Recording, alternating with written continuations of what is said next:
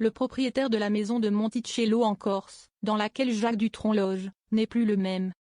Veuf de Françoise Hardy, celui qui n'a jamais divorcé de la chanteuse malgré leur séparation en 1988 n'a aucun droit sur la propriété construite en 1967 sous la demande de Françoise Hardy. Et ce n'est toujours pas le cas depuis sa disparition. Jacques Dutronc et Françoise Hardy ont vécu une belle romance.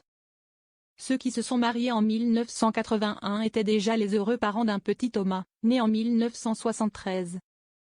Le couple vivait alors à Monticello en Corse, dans une villa que Françoise Hardy avait fait construire en 1967.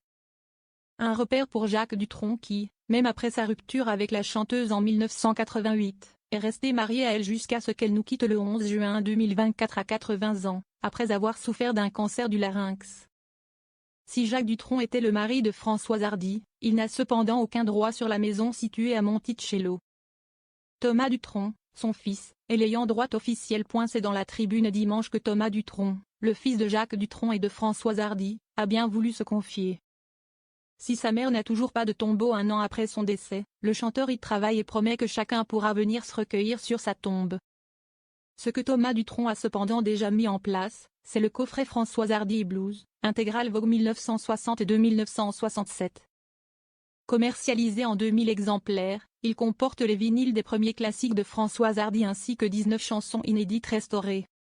Alors en tournée après la sortie de son 5e album, Thomas Dutronc est parvenu à concevoir ce premier volet hommage, qui en verra d'autres. C'est avec l'aide d'Étienne Dao qu'il est parvenu à mettre en place ce projet, en mémoire de sa mère, qui lui tient particulièrement à cœur. Mais a-t-il été aidé par son père Jacques Dutronc pour ce projet? Pas vraiment, comme il l'explique à nos confrères. Il a observé de loin avec bienveillance. Il m'a laissé faire car je suis officiellement l'ayant droit. C'est moi qui ai hérité de tout, a déclaré Thomas Dutronc. D'ailleurs, il est le propriétaire officiel de la maison qui se trouve à Monticello. Résultat, mon père habite chez moi, dans la maison de Monticello que maman s'était fait construire en 1967. Mais je n'ai pas l'intention de le déloger de son repère corse, rire. Concentré à faire vivre l'héritage musical de sa mère, Thomas Dutronc disait alors aller prochainement parler avec son label d'un album de reprise de ses chansons et pas forcément avec des artistes français.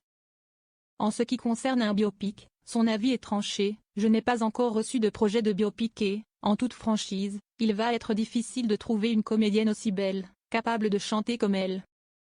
Je n'en vois pas. Étienne Dao, quant à lui, s'est déjà penché sur la suite de la collection hommage à Françoise Hardy. Le deuxième volet se concentrera sur les années 1968 à 1973, une des périodes préférées de Thomas Dutronc.